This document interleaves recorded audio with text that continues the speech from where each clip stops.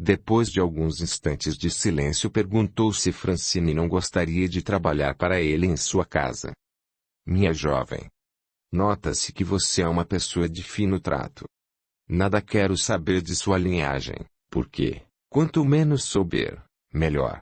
Você é uma jovem muito bonita, mas vejo medo em seus olhos. Façamos assim. Se quiser, pode trabalhar em minha casa dirigindo meus empregados e dando aulas a meu neto Maurice. Qual é a idade de seu neto? Ele tem 8 anos. Minha filha morreu ao dar-lhe à luz. Meu genro ficou revoltado e nem quis ver o menino. Partiu logo depois do sepultamento e nunca mais voltou. Sem conter o choro, Francine pensou em seu filhinho. Como estaria ele? Estaria em segurança com Anthony. Desejava ardentemente que tivesse chegado são e salvo a Londres. Seus pensamentos foram interrompidos pela gentil senhora. E então, menina? Aceita minha proposta. A duquesa aceitou. Pensou em beijar as mãos daquela pessoa cheia de bondade, mas controlou-se. Os passageiros foram convidados para retornar à carruagem. Algum tempo depois, chegaram a uma vila, onde a senhora desembarcou com Francine. Caminharam por algumas ruas e em seguida entraram em uma loja, onde foram compradas algumas roupas para a jovem, que despiu o hábito, substituindo por um vestido simples, mas muito elegante. A jovem inspirou, trazendo ar puro a seus pulmões e expirou como se estivesse expulsando todas as mazelas que estavam em seu corpo. Percebendo os olhares curiosos do dono da loja, a velha senhora disse-lhe sorrindo: Minha sobrinha deixou o convento e está voltando para casa, para a alegria de toda a família. Nós não queríamos que se tornasse uma freira, mas agora ela caiu em si. Eu bem que lhe havia dito que não tinha vocação. Olhando para a bela Francine, o homem sorriu, como se tivesse entendido o que a senhora queria dizer. Saíram da loja e 1 hora depois subiram em outra carruagem que se dirigia a Toulon. Madame Justine Fleury era uma rica aristocrata que se afastara do convívio da corte desde a desencarnação de sua única filha. Sua casa ficava nas cercanias de Toulon, onde vivia apenas com o neto e alguns empregados. Francine sentiu-se bem naquele lugar envolto por uma energia positiva que exalava uma sensação de muita paz. Francine foi apresentada ao menino Maurice e sentiu muito carinho por ele. Quanto aos empregados da casa, conquistou-os com sua delicadeza e simpatia. No dia que se seguiu à sua chegada, Francine começou seu trabalho de governanta e de professora. Todas as tardes sentava com o neto de Madame Justine para dar-lhe aulas. À noite, após terminar suas tarefas, dirigia-se a seu quarto onde orava e levava seus pensamentos para o passado, revivendo todos os momentos de felicidade que lhe foram permitidos ao lado de Jules. Quase sempre chorava. Naqueles instantes de recordações sentia uma forte aflição e algum cansaço, o que a obrigava a deitar-se e respirar profundamente, quando instintivamente procurava repor as energias. Desequilibrado, Jules, que estava sempre a seu lado, não percebia que estava sugando as energias de sua amada, por estar junto dela constantemente. Numa noite, quando estava deitado ao lado de Francine, Jules foi surpreendido pelos mesmos visitantes de luz. Um deles falou: Jules, está na hora de ir. Esta aproximação não é boa para você, nem para Francine. Você não percebe que a está prejudicando? Não, eu não vou. Ela precisa de mim. Não é verdade, Jules. Deixe-a cumprir seu destino, ficando aqui, você só vai atrapalhar. Já lhe dissemos isso. Por favor. Deixem-me em paz. Os mensageiros, sem perder as esperanças, prometeram continuar orando por ele.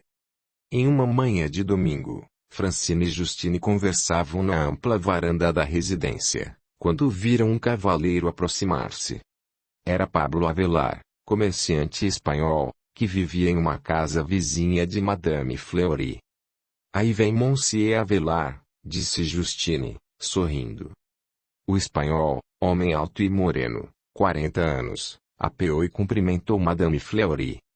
Buenos dias, Madame Fleury. Está uma bela manhã para cavalgar. Onde está Maurice? Vim para ajudá-lo com o pônei.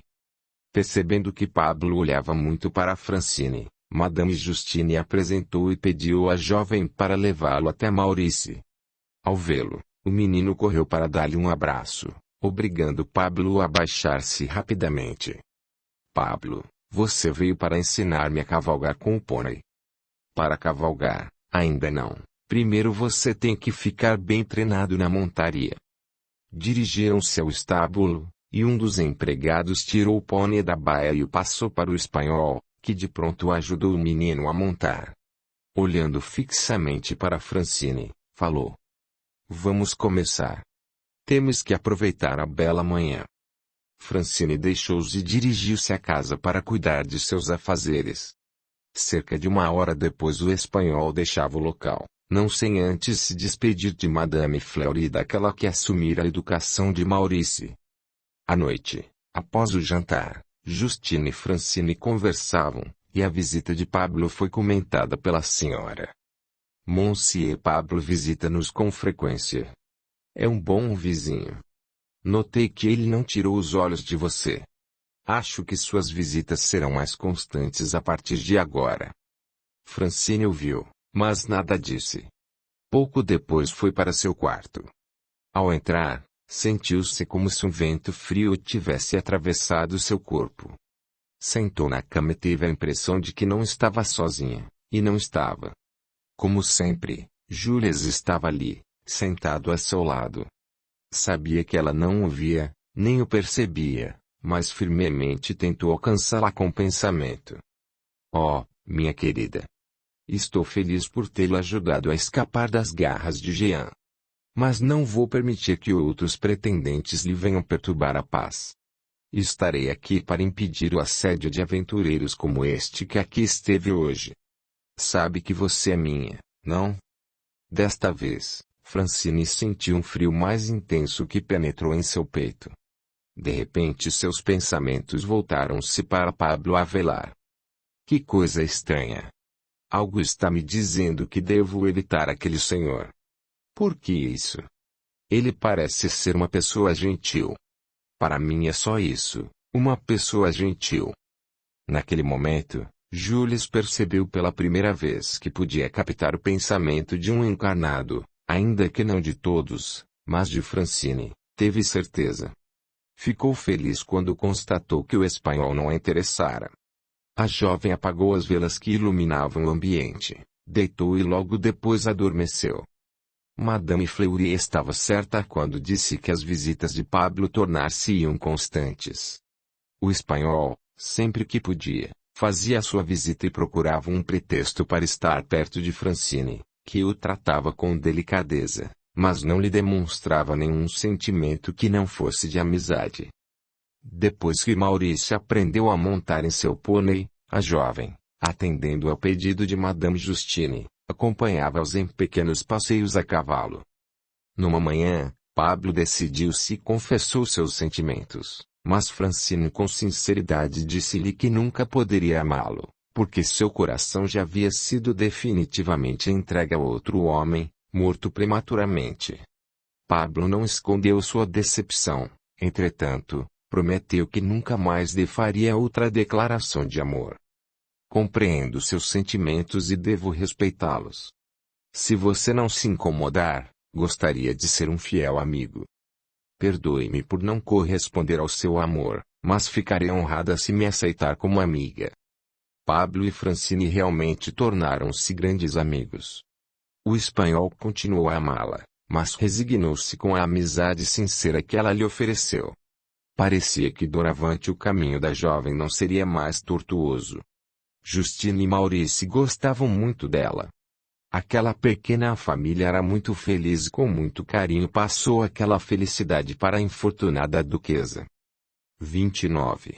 Os espíritos têm influência sobre os pensamentos dos encarnados. Há pensamentos que nos são próprios, como há outros que nos são sugeridos, de modo que é sempre necessário distinguir uns dos outros. Quando um pensamento nos é sugerido, temos a impressão de que alguém nos fala. Os Espíritos esclarecem, o Livro dos Espíritos, que de um modo geral os pensamentos que são do encarnado, são os que afloram em primeiro lugar.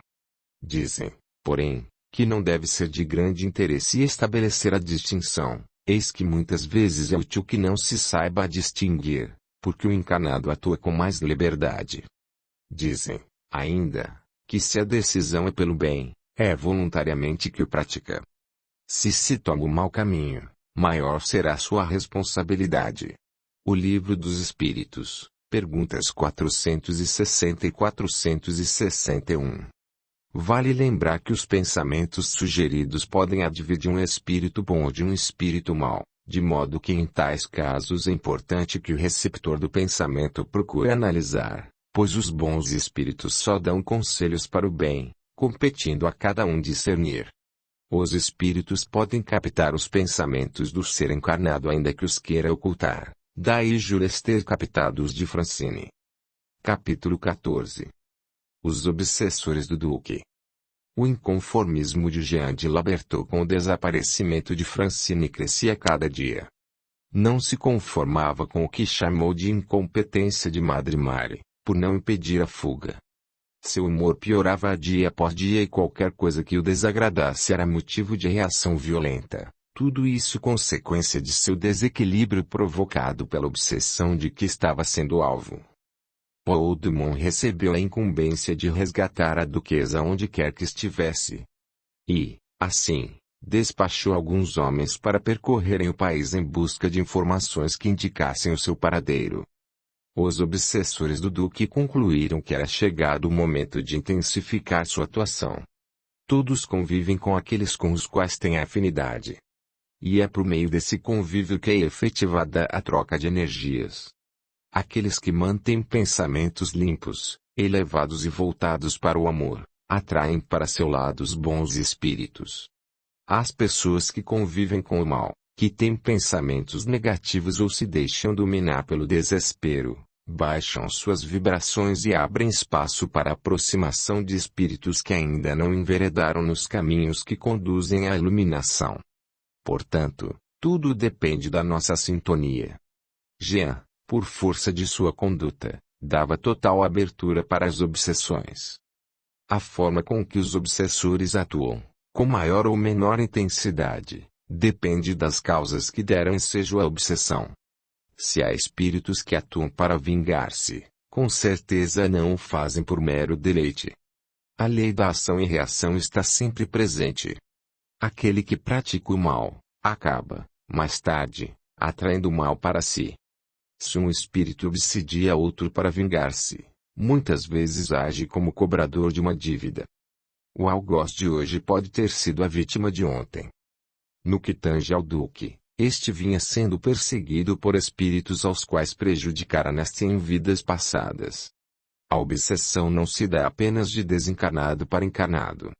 Com efeito, um desencarnado pode obsidiar outro, mantendo-o sob seu domínio, o que ocorre com frequência nas regiões inferiores. É também comum a obsessão de encarnado para desencarnado, por força do apego que o primeiro tem pelo segundo, apesar de estarem em planos diferentes, como no caso entre membros de uma família. O inconformismo com a separação, como no caso de uma mãe que chora a perda de um filho querido, pode prender-se obsessivamente ao desencarnado, que sente o peso das lágrimas maternas e é afetado por seu pranto e lamentos. Esse vínculo prejudica muito aquele que se foi, porque os apelos de saudade embaraçam os passos daquele que precisa seguir e avançar na senda de evolução. Um encarnado pode, igualmente, obsidiar outro encarnado.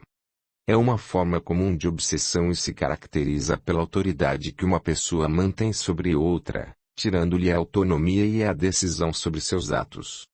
Essa obsessão pode caracterizar-se por um sentimento de inveja ou de ciúme, que são faces do orgulho.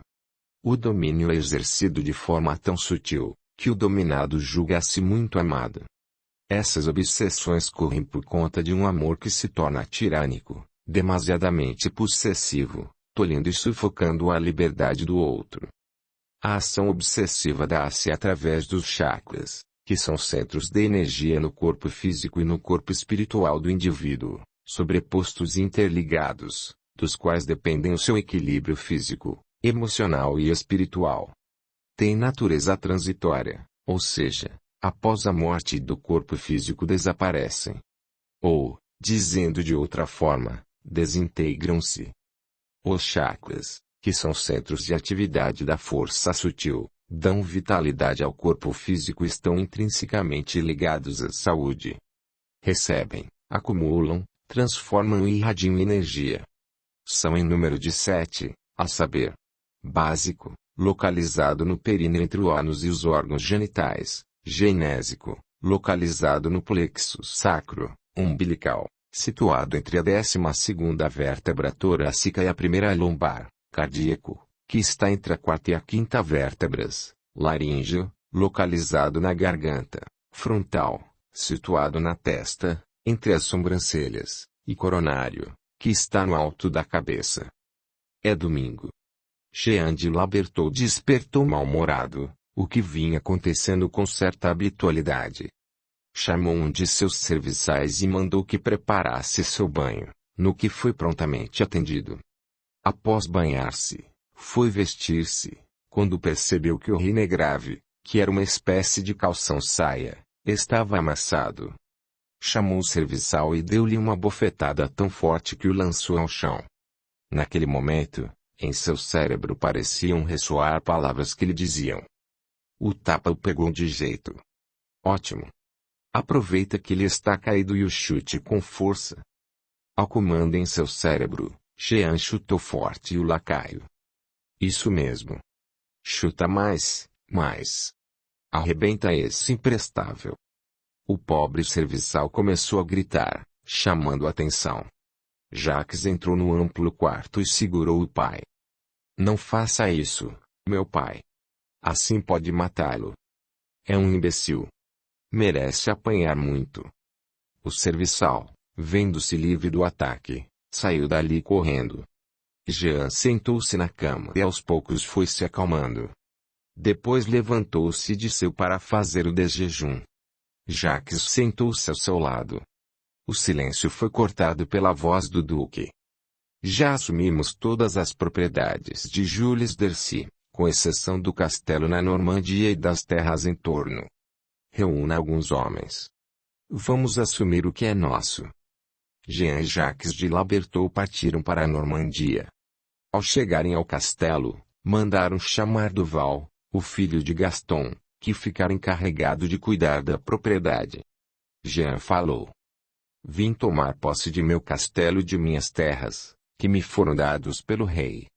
Os empregados que jurarem lealdade a mim, poderão ficar, os demais devem sair agora. Pelo que me consta, este castelo pertence ao conde Dercy, respondeu Duval. Lacaio, você não me ouviu. Esta propriedade não mais pertence ao conde. Aliás, o condado Dercy não existe mais, disse Jean. Monsieur tem o título de posse. Mostre-o. Jean, que montava belo cavalo negro, apeou. Nisso, mais uma vez sua mente foi invadida pelos obsessores. Tamanha insolência. Não lhe respeita o título de nobreza. Como se atreve a discordar do grande duque? Deve responder com sua vida. Mate-o. Mate-o agora. Vamos, não hesite. Sem dizer uma só palavra, Jean desembainhou sua espada e deu uma estocada no coração de Duval, que pereceu ali mesmo. Jacques olhou estupefato para o pai. Foi a primeira vez que o viu matar alguém a sangue frio. Lívido, disse. Por que o matou, meu pai? Ele estava desarmado. Eu tenho todo o poder. Ele estava em minha propriedade e recusou-se a sair. É assim que devemos proceder contra todos os que quiserem se opor a nós. Você vai herdar meu título e todas as nossas propriedades e deve agir como um nobre. Pense nisso. Sei que ainda não matou, mas vai matar, tenho certeza. Não tenho medo de matar, mas fiquei assustado ao vê-lo trespassar esse homem com sua espada, disse Jacques. Nós somos nobres. Devemos nos impor sempre e, se é necessário matar, matamos.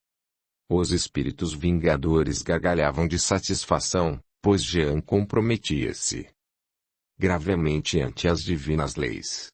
Um deles falou: magnífico. Ele já era muito mau, agora vai ficar pior. Ficaremos lado a lado com ele até sua vinda para cá. Depois o deixaremos à mercê de suas vítimas, que estarão sequiosas de vingança. Depois de se apossar do castelo, Jean mandou o filho permanecer ali para organizar tudo e consolidar a posse. Deveria expulsar todos aqueles que fizessem oposição ao novo senhor. Jean de Labertaux retornou a Paris, mas a satisfação por ter tomado posse de todas as propriedades de Jules Dercy pouco a pouco se esvaiu. Pensa no jovem conde Francine com muita raiva e nesses momentos sua expressão facial torna-se sombria. A energia que o envolve é deletéria. Sente muita dor de cabeça e, às vezes, um intenso calafrio toma seu corpo, seguido por febre alta. Por tudo isso chama-se o médico, que o examina com profundidade, mas nada encontra. Os obsessores do duque apresentam-se a seu chefe para fazer relatório sobre o desenvolvimento de suas ações. Um deles fala com entusiasmo: chefe, conseguimos avançar nos nossos planos. O homem praticamente está sob nosso domínio. Continuem. Continuem. Este canalha já foi um amigo. Mas o miserável me traiu. Roubou meus bens e exterminou minha família. Os fatos a que o representante das trevas se referia remontam à Idade Média, final do século XI, ano de 1095. Os cristãos do Ocidente organizaram expedições com a finalidade de libertar o Santo Sepulcro em Jerusalém. Havia promessa de riquezas formadas pelos despojos de guerra para todos os que se alistassem. Enquanto eu lutava contra os muçulmanos, ele, que jurara cuidar de minhas propriedades e família, fez o contrário. Apossou-se de tudo e, ainda não satisfeito, matou meus pais, minha mulher e meus filhos. Nenhum parente ficou vivo. Durante as cruzadas, matei muitos muçulmanos em defesa da fé cristã, mas essa matança só serviu para aumentar minhas dívidas. Participei de uma empreitada inútil, cujo resultado foi a destruição de meus entes queridos. Diante da morte de minha família, fiquei desesperado e o procurei, mas ele se escondeu e mandou um de seus sicários preparar uma emboscada para mim. Assim, numa noite, quando passava por uma viela, fui atacado por vários homens. Lutei muito, mas não consegui escapar com vida. Como podem ver, este infeliz merece sofrer tanto quanto nós temos sofrido. Após minha morte, padeci muito. Mas o meu ódio e sede de vingança me deram força e inteligência para organizar este exército, do qual assumi o topo na hierarquia. E quanto a nós? Do que estamos nos vingando? Argumentou um dos comandados. Vocês são vítimas desse verme, tanto quanto eu. Quando se recordarem de tudo, saberão do que digo. Quando ele deixar o corpo verá que seus títulos de nobreza valem bem pouco deste lado. O Senhor o está perseguindo há séculos. Não fossem os discípulos do Cordeiro eu teria pego antes de retornar à carne. Estive então à sua caça, até que localizei sob a identidade de Jean de Labertaux, repetindo as mesmas crueldades de antes. Capítulo 15. Jacques de Labertaux. Jacques de Labertaux ficou na Normandia. Havia muito a fazer para incorporar o castelo e as terras aos domínios do duque. Entendiam os novos proprietários que era indispensável mudar toda a administração, nela envolvendo a troca de trabalhadores de um modo geral, inclusive nas áreas agrícola e pecuária. A família Dercy destinava o uso das terras à agricultura, mantendo apenas uma pequena criação de cavalos e uns poucos bois.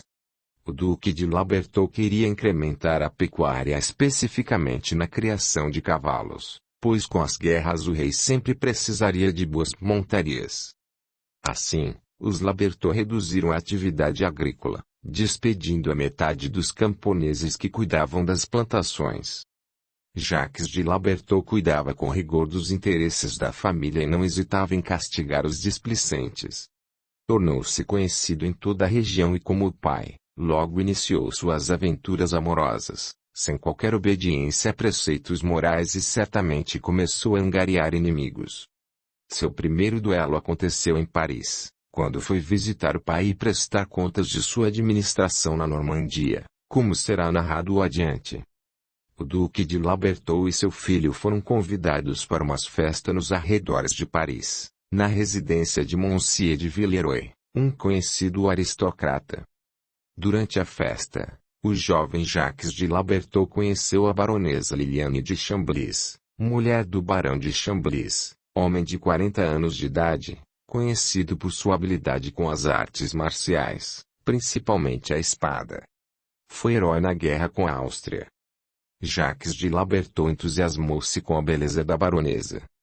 "Quem é essa bela mulher?" perguntou ao pai. "Você não deve interessar-se por ela", disse Jean. "O barão de Chambliss, seu marido, é muito ciumento e vingativo. E mais, um excelente espadachim." "Melhor que o senhor?" perguntou Jacques. "Nunca cruzamos nossas espadas, mas sou tido como o melhor da França. Todavia, o mesmo não se pode dizer de você. Portanto, cuidado." Jacques entendeu a advertência do pai, mas sua libido predominou.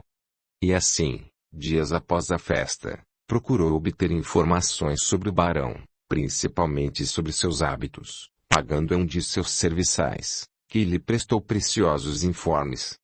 Uma vez por semana o barão viajava para o interior, enquanto a baronesa deslocava-se a Paris, onde ficava na residência situada na Avenida de Paris. Nos dias em que Liliane estava na residência em Paris, Jacques ficava bem próximo da janela do quarto que a jovem ocupava, cuja localização lhe fora dada pelo serviçal. De vez em quando ela surgia na janela e via o rapaz, que lhe acenava tirando um chapéu. A jovem sorria e desaparecia. Assim foi por um bom tempo. Todas as vezes em que ela estava na Avenida Paris, lá estava também o filho do Duque de Labertaux. Até que um dia ela saiu de casa para um passeio a pé, caminhando a seu lado sua dama de companhia. Enquanto Liliane de Chambliss caminhava despreocupada pela Avenida Paris, Jacques aproximou-se dela com um largo sorriso. A jovem parou e disse: "Bom dia, monsieur. Tenho notado sua presença sob a janela de minha casa sempre que estou em Paris. O que quer?" "Pelo que concluo de sua aparência, é um aristocrata. Como se permite importunar uma dama?" "Perdoe-me, madame. Não quero ser importuno, mas desde que a conheci, a senhora não me sai da cabeça." "O senhor estava na festa de Monsieur de Villeroi. Então a senhora também me notou." "Não foi bem assim." "A senhora sabe que foi. Simpatizamos um com o outro, esta é a única explicação, uma vez que havia mais de uma centena de pessoas naquele lugar." A baronesa calou-se por um breve momento e em seguida, disse: "O senhor pode ter razão, mas não cometi pecado algum porque o notei, afinal seu porte físico chama a atenção. A sua inegável beleza também. Vamos então dizer que nós nos atraímos mutuamente. O senhor está torcendo os fatos. Muito bem, senhora, nada mais direi. Tive muito prazer em vê-la. Au revoir." Jacques afastou-se com um sorriso nos lábios. Na semana seguinte procurou o serviçal do barão e mais uma vez o subornou, agora para entregar um bilhete à baronesa, convidando-a para um encontro no pavilhão de caça dos Labertaux. Com aquele bilhete o jovem estava arriscando tudo, porque, se ela ficasse ofendida, certamente contaria ao barão e tudo estaria perdido. O vento soprava em favor de Jacques, pois, atendendo ao convite, a baronesa pontualmente chegou ao pavilhão de caça dos Labertaux. Tão logo entrou, foi recebida com um abraço e caloroso beijo, ambos correspondidos. Entre um beijo e outro ela falou: "Nós somos loucos. Se o barão descobrir, vai matar-nos. Confie em mim. Nós estamos fisicamente atraídos. Vamos deixar nossos instintos prevalecerem. No momento oportuno cuidarei do barão. Jacques e Liliane tornaram-se amantes. Encontravam-se em lugares diferentes, mas ainda assim não tardou para o barão tomar conhecimento do adultério e, quando aconteceu, deu uma surra na jovem e a manteve trancada em seus aposentos. Em seguida foi procurar o jovem Labertot. O duque de Labertot repreendeu o filho pelo ato praticado, mas no íntimo não culpou. O que Jacques fez, ele fazia desde jovem. A integridade nunca foi seu forte, ao contrário, Jean não tinha respeito pelo seu semelhante e desprezava as mulheres, para ele meros instrumentos para a satisfação sexual dos homens. O barão de Chamblis procurou Jacques em sua casa. Foi recebido pelo duque que lhe deu as boas-vindas. O visitante acomodou-se em uma cadeira e depois disse quase gritando: "Chame seu filho. Quero falar com ele." Jacques. Ouvindo a voz do pai, Jacques aproximou-se. O barão levantou-se, tirou uma das luvas e com ela bateu no rosto do rapaz. "Estou aqui porque quero limpar a minha honra", disse o barão. Jacques olhou para o adversário com frieza e respondeu: "Eu já o esperava. Quando vamos duelar?" "Na alvorada de amanhã no bosque atrás da capela de Saint-Étienne. Leve seus padrinhos." "Espada?" "Sim, espada." Depois que o barão de Chamblis se retirou, Jean dirigiu-se ao filho. "Não lhe disse que você ia correr perigo? O barão é um dos melhores espadachins da França. Ele vai matá-lo." "Não tenho certeza disso. Eu também sou muito bom e chegou a hora de provar.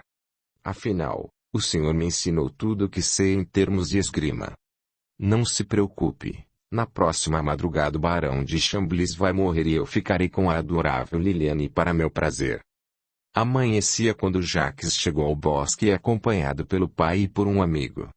Desembainhou a espada e fez alguns movimentos com as pernas, procurando alongá-las. O barão e seus padrinhos já o esperavam, assim como um médico. Os dois colocaram-se em posição e iniciaram o duelo. No primeiro movimento feito pelo jovem Labertot, o barão percebeu que não seria fácil vencê-lo. Inicialmente estudou os movimentos do outro, cruzando as espadas, mas sem atacar. E de repente começaram a lutar tenazmente. Ora, Jacques atacava, ora se defendia, como se pretendesse atrair o exímio adversário. E depois de alguns minutos, que para Jean pareciam intermináveis, o rapaz passou a atacar. Suas pernas movimentavam-se com agilidade e sua mão direita manejava a espada com espantosa destreza. Admirado, o duque compreendeu que seu filho era um espadachim de muita qualidade, digno de um legítimo Labertot. O fato é que o barão de Chamblis, surpreendido, foi cedendo terreno ao desafeto, até que foi traspassado pela espada de Jacques diretamente na altura do coração. Caiu ferido, ensanguentado. O médico aproximou-se e examinou os ferimentos do barão e, fazendo um movimento negativo com a cabeça, falou: "Não adianta. O ferimento foi muito profundo. Tentarei estancar o sangue. Levem-no para casa para que morra em sua cama." O barão de Chamblis morreu em sua casa naquele mesmo dia, sendo certo que sua morte atraiu para Jacques a fama de grande espadachim, eis que vencera em duelo o famoso barão. Com o afastamento do barão, Jacques passou a relacionar-se com a Liliane abertamente. Circulava com ela por toda a Paris, como se estivesse exibindo um troféu. Depois de algum tempo cansou-se dela e abandonou. Não suportando a vergonha, nem o abandono pelo amante, Liliane deixou o corpo físico pelo suicídio. Seguiram-se novas conquistas e outros duelos. Agora não mais um Labertot ameaçava a tranquilidade dos pacíficos, mas dois. Pai e filho. Como sabemos, a alma que deixa o corpo físico conserva o corpo espiritual, o qual Allan Kardec denominou perispírito. Sabemos igualmente que a alma não tem conhecimento de si mesma depois de deixar o corpo físico, eis que passa algum tempo, em grau maior ou menor, dependendo da elevação de cada um, em estado de perturbação. A perturbação que envolve o espírito está vinculada a uma série de circunstâncias, de acordo com a situação de cada um, sendo certo que o tipo de morte tem influência como, por exemplo, por acidentes, principalmente os que causam deformações no corpo físico e por consequência no perispírito, e por suicídio. Em tais casos, muitos espíritos ficam atônitos e não acreditam que desencarnaram. Ficam perto de seus corpos e não entendem por que estão separados deles. Liliane deu fim à própria vida movida pelo sentimento de culpa, vergonha e abandono. Abreviou o curso da existência, interrompendo-a de forma abrupta. Assim, em consonância com sua condição vibratória, deparou-se numa região para a qual são atraídos os espíritos que desencarnaram por atentar contra a própria vida, o Vale dos Suicidas. Cabe aqui observar que esse vale não é um local determinado, com entrada e saída como uma estância ou área semelhante, na Terra, onde há uma porteira de entrada e adiante uma recepção. O Vale dos Suicidas é um plano no astral inferior onde tudo é muito denso. O suicida para lá é atraído em função do sentimento de culpa que carrega consigo. Dado o seu estado de perturbação, desconforto e aflição, parece que nada percebe, a não ser a si mesmo com suas angústias. Quando sente que deixou voluntariamente o corpo físico, seu desespero aumenta e tenta inutilmente retroagir.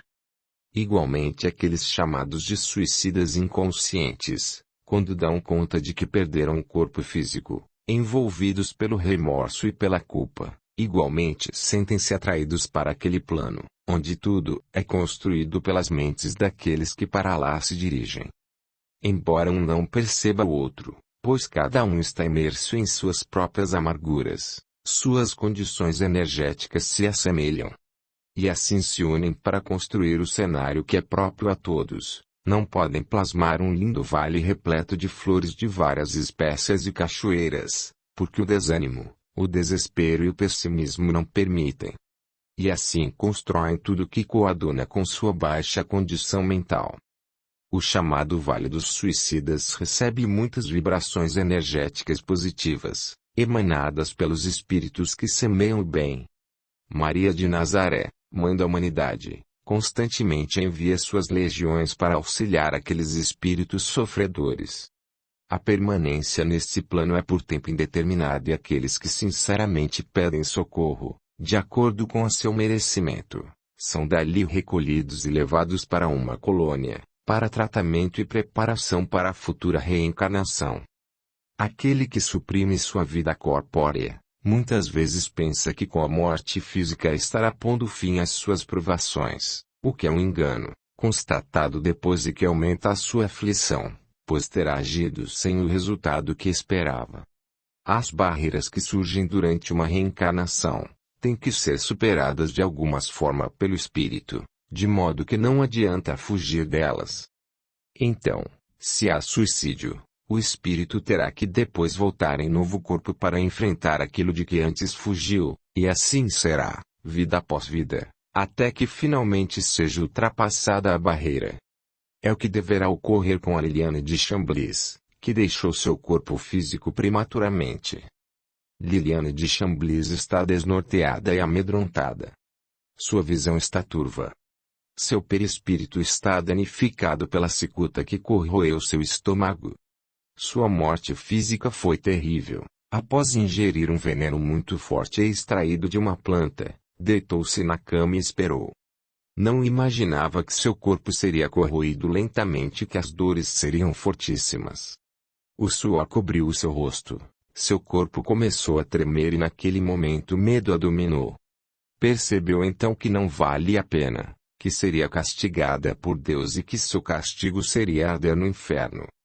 Levantou-se da cama quase se arrastando e tentou alcançar uma jarra com água que estava sobre uma mesinha bem próxima.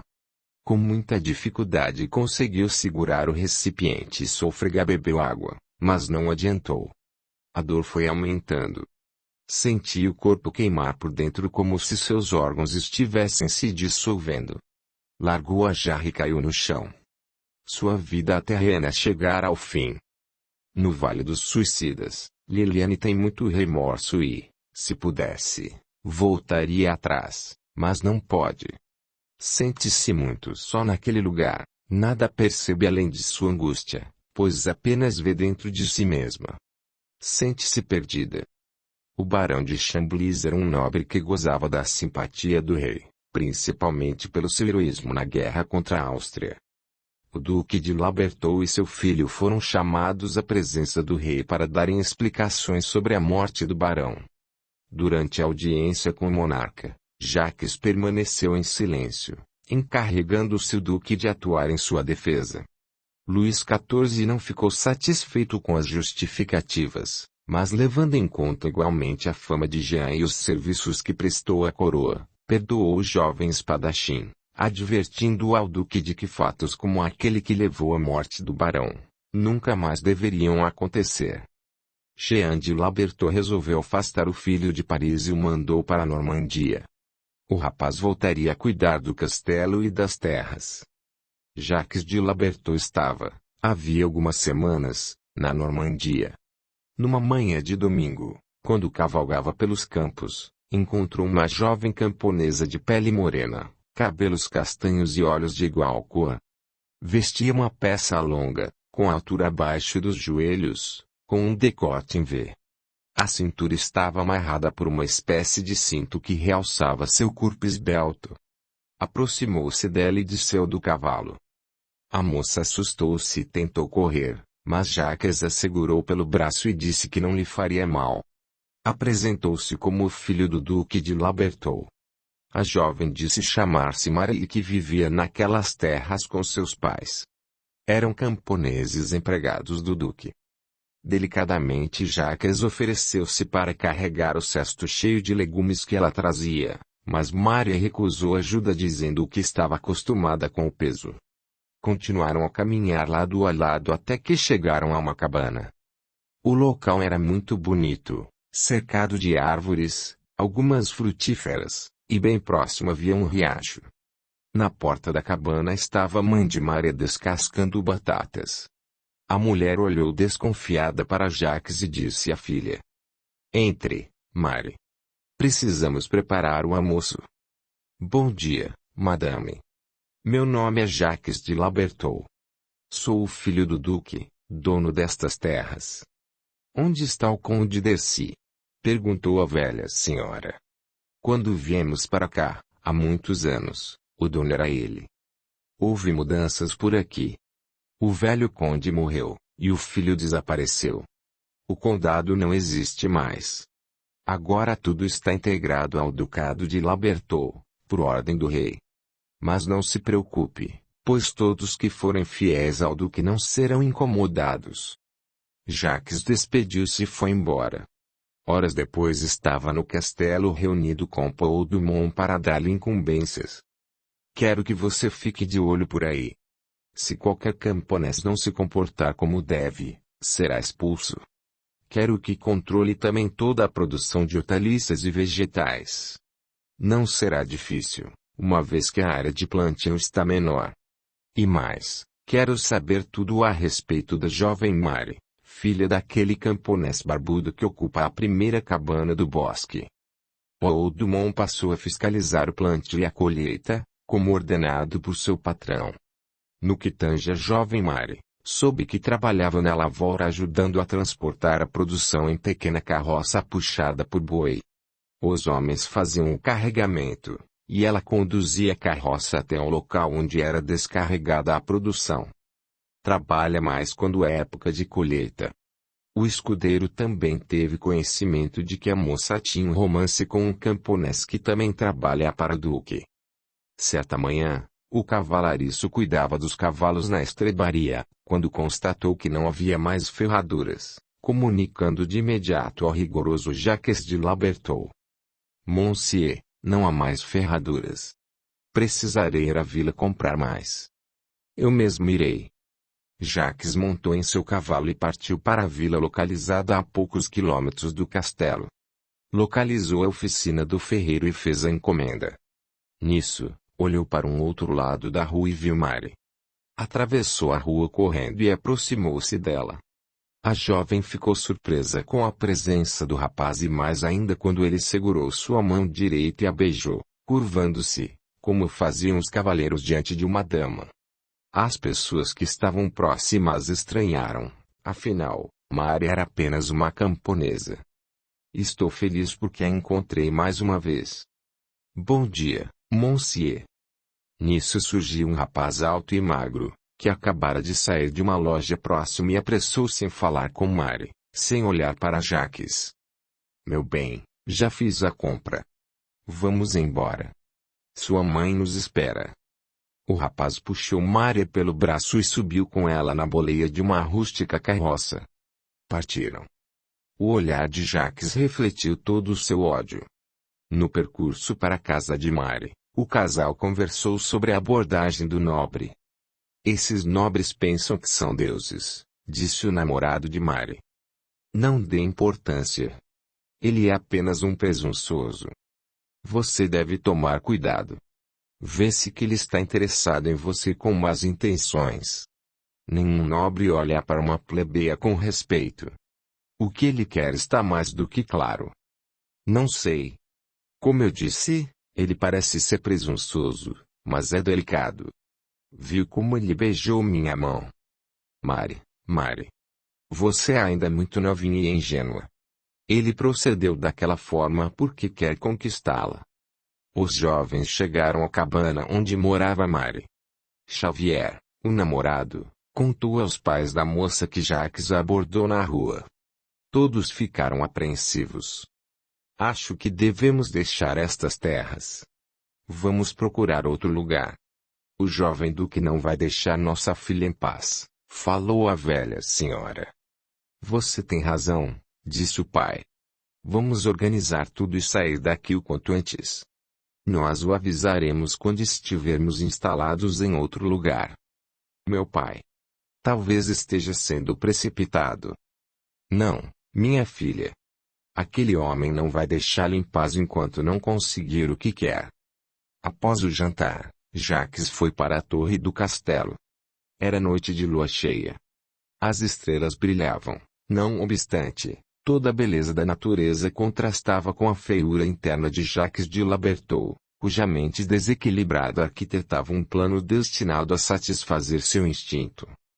Naquele momento, teve a nítida impressão de que precisava agir rápido. Chamou o escudeiro Paul Dumont e mandou que vigiasse os passos de Mari. Poucos dias depois, numa tarde de domingo, Mari e Xavier estavam sentados à sombra de uma frondosa árvore no bosque, quando 4 homens se aproximaram a cavalo. Os jovens rapidamente ficaram em pé. Os homens apearam e caminharam em sua direção. Xavier e Mari tentaram correr, mas foram impedidos. Enquanto um dos homens agarrou a moça, os outros atacaram o rapaz ferozmente, agredindo-o a pau até que caísse ensanguentado. Enfiaram um capuz na cabeça de Mari, colocaram-na deitada num dos cavalos e partiram céleres. Xavier ficou lá, estendido no chão, rosto na terra, quase morto. Anoiteceu. Na cabana onde morava Mari, seus pais desesperaram-se. Horas depois, 2 camponeses trouxeram Xavier ainda desmaiado. Um deles falou. Encontramos Xavier perto daqui. Estava caído no chão, cheio de sangue. Parece que foi vítima de salteadores. Vocês viram Mari? Ela estava com ele, disse a velha senhora. Não vimos sua filha. Havia sinais de luta e rastros de cavalos. Ela foi raptada, disse o pai, aos gritos. Já era noite quando Paul Dumont chegou ao castelo. Trazia Mari com as mãos e pernas amarradas. Jacques mandou que a levassem para o quarto maior do castelo. Como parte de seu plano, dispensara todos os empregados naquela noite. O escudeiro obedeceu. Ao chegar ao aposento, cortou as cordas que amarravam a moça e apontou-lhe um grande tonel cheio d'água e mandou que se banhasse. Mari, apavorada, Olhou para o escudeiro sem esboçar reação. Sabia que poderia ser morta se não obedecesse. Agora compreendia perfeitamente que o homem podia usar o poder para praticar o mal. Enquanto os pais de Mary a procuravam, Jacques entrou no quarto e a surpreendeu quando saía do tornel. Aproximou-se dela com a cobiça estampada nos olhos. Tomou banho. Muito bem. Agora escute, pois não vou repetir. Se não fizer o que quero, matarei seus pais e o seu namorado. Não me desafie. Ninguém se preocupa com o que acontece com pessoas da sua laia. Maria pensou em seus entes queridos e obedeceu. Aquela foi a pior noite de sua vida e nunca mais a esqueceria. Na manhã seguinte foi largada no bosque. Estava muito machucada. Jacques a violentou e não satisfeito bateu muito nela. Depois de algumas horas, as pessoas que a estavam procurando, finalmente a encontraram. Os camponeses que encontraram Maria a levaram para seus pais, que choraram emocionados ao vê-la. A mãe a levou para o único quarto da moradia e a banhou com muito carinho. A moça chorava muito, a noite de terror estava gravada na sua mente. Lembrou-se do namorado e perguntou por ele. Sua mãe respondeu, dizendo que estava muito ferido, mas havia esperança. Depois de ser alimentada, a jovem ficou ao lado de Xavier até que ele recobrasse os sentidos. Os pais do rapaz, cientes do ocorrido, correram para a cabana de Maria e ficaram também ao lado dele. Certo das consequências de seu ato, Jacques de Labertot resolveu voltar a Paris e lá permanecer por uns tempos. Deixou o escudeiro Paul Dumont cuidando do castelo e das terras. Ao chegar à casa na capital do reino, o filho do duque inventou uma história para justificar seu retorno.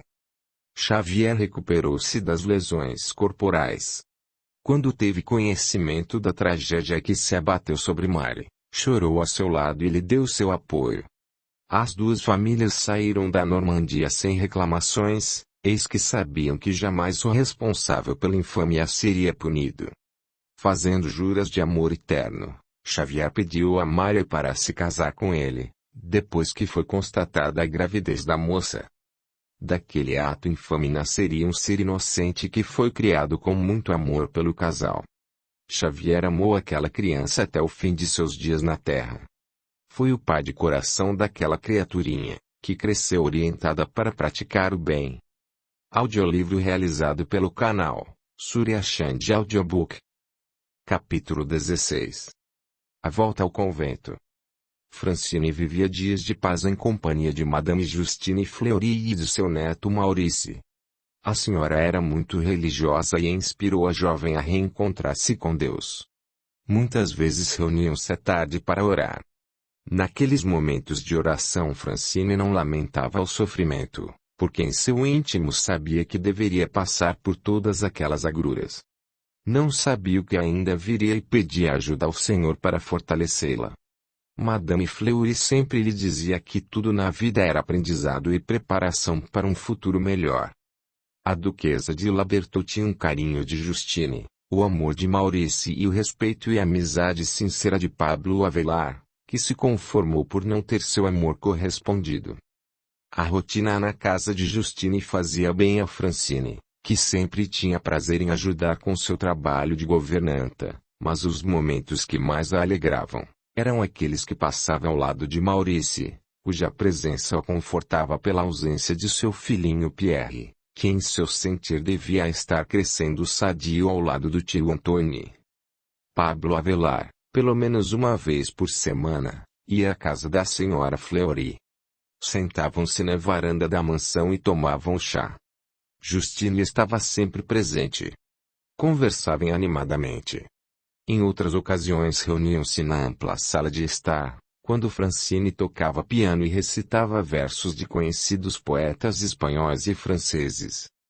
Se pudessem comunicar-se com o mundo espiritual, veriam que um ambiente de profunda paz, repleto de amor, é um convite sempre aceito à presença dos bons espíritos, que ali comparecem felizes e jorram sobre eles seus benéficos fluidos.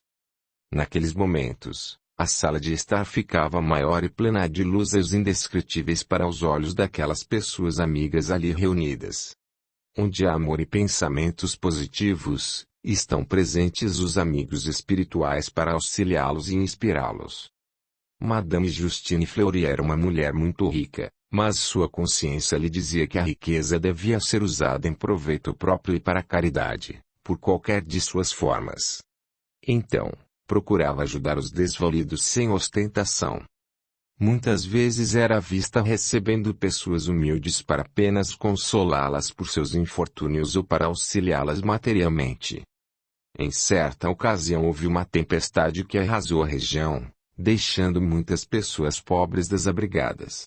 Justine apressou-se em prestar socorro. Providenciou para que muitas pessoas atingidas ocupassem algumas construções existentes em sua propriedade, enquanto providenciava, às suas expensas, a reconstrução das moradias destruídas pela força da natureza. Naquela ocasião, Francine engajou-se nas sublimes tarefas dirigidas por Madame Fleury. A riqueza constitui para o encarnado uma difícil prova a suportar.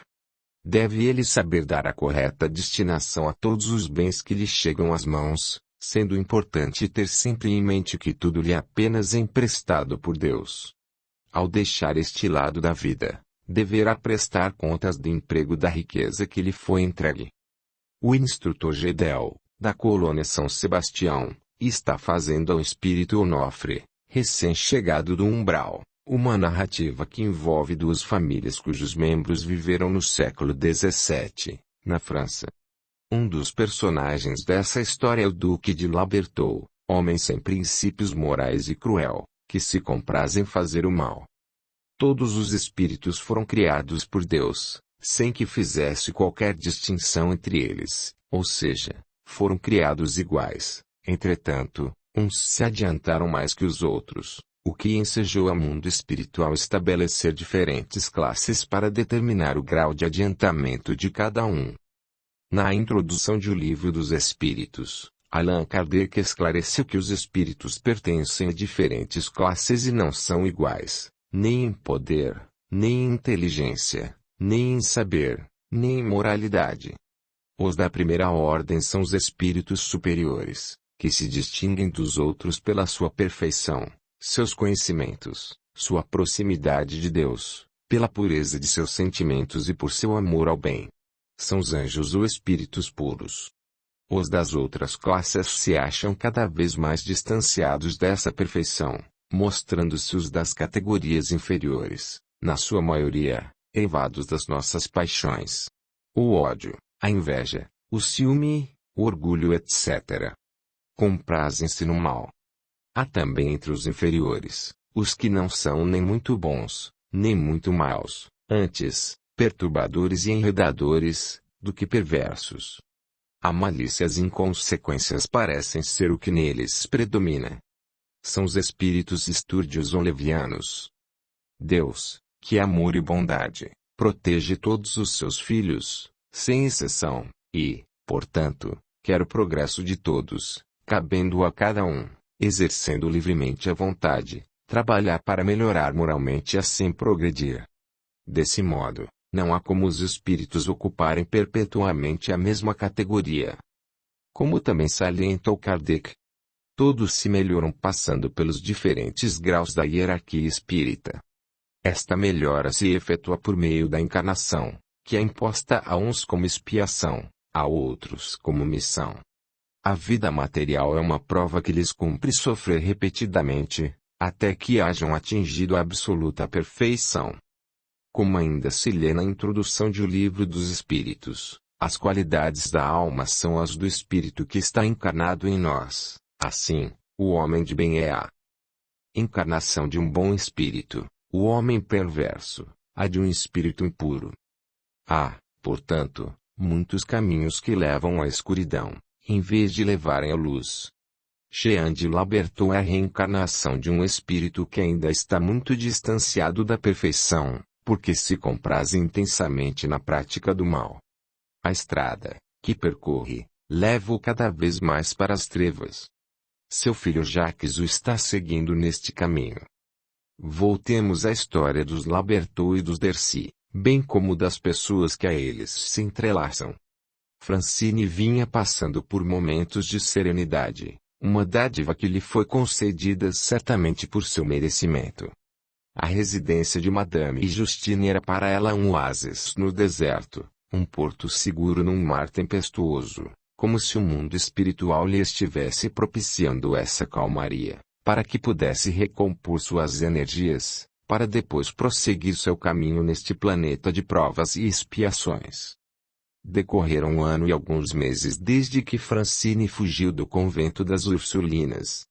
A moça sentia que já era hora de partir para a Inglaterra para procurar seu filho.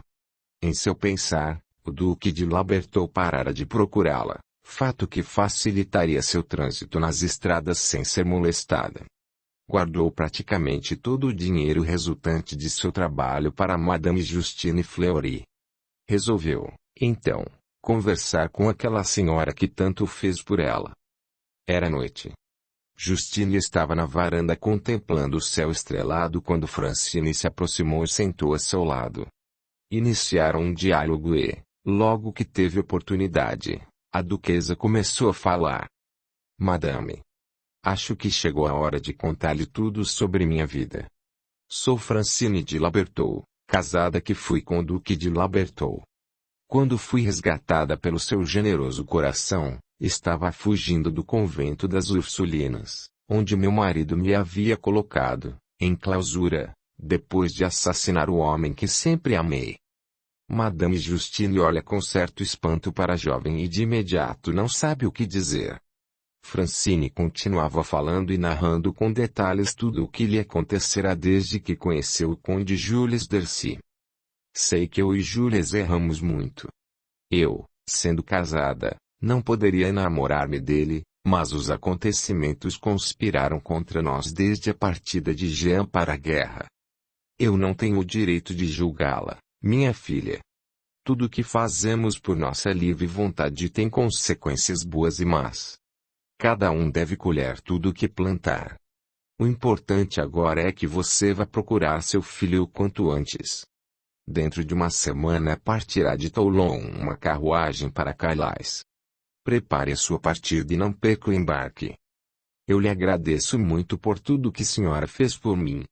Se não tivesse me ajudado naquele momento de aflição, não sei como teria sido minha vida. Lamento partir, porque aprendi a amá-la como sempre amei minha mãe, assim como amo Maurício como se fosse meu filho. Não agradeça, minha filha. Tudo o que fiz foi pelo amor que procuro ter por meus semelhantes. E amá-la não foi difícil, ao contrário, foi muito fácil, porque você é uma moça de princípios. Vamos organizar tudo. Francine e Avelar cavalgavam regularmente pelos campos, quase sempre acompanhados pelo pequeno Maurício montado em seu pônei. Parecia que nada mais havia no mundo, senão paz e amor. Esse amor que deve ser vivenciado por todos os irmãos, filhos do mesmo Pai. Para as pessoas que têm Jesus no coração, na natureza só há beleza, o feio não existe. Por essas razões, todos os passeios que faziam eram revigorantes. No dia que seguiu após a noite em que conversou com Madame Fleury, Francine saiu para um passeio a cavalo com Pablo Avelar e com tranquilidade disse que iria partir na próxima carruagem para Calais. Entretanto, nada contou sobre seu casamento com o Duque de Labertou. Limitou-se em dizer que precisava procurar seu filhinho. O rosto de Pablo expressou toda a tristeza que o envolveu naquele instante.